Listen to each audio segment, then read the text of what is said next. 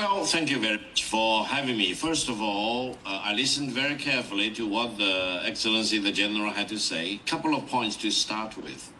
China acquired Xinjiang before the time of Jesus Christ. So, read history first, General.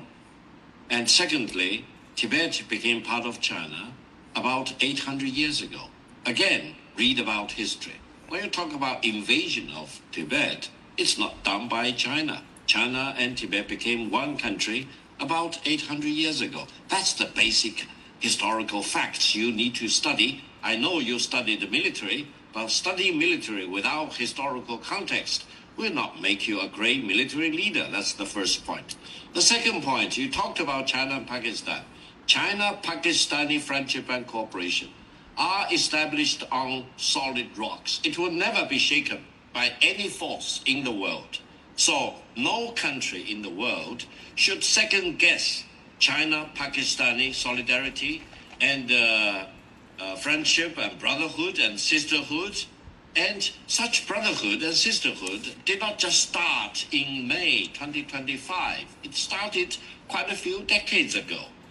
The Pakistani side and the Chinese side jointly produced the military planes, and the Pakistani side has the full benefit of all the military advances that China has made over the decades. So don't pretend to be surprised if China and Pakistan closely cooperate in defending the legitimate of Pakistan, in defending its sovereignty and territorial integrity. Now, you talked about terrorism. I personally condemn terrorism of all colors and shapes and forms. And we need to deal with the fundamental reasons for terrorism. But whenever there is a terrorist attack, you cannot just jump the gun and jump to the conclusion that accusing a certain other country as sponsoring the terrorist attack. Let's deal with the terrorist attacks as they are and get to the bottom of that by exhausting all investigation and inquiry before you will be justified to take military actions. From the Chinese perspective, taking military action is always a matter of last resort rather than a first resort.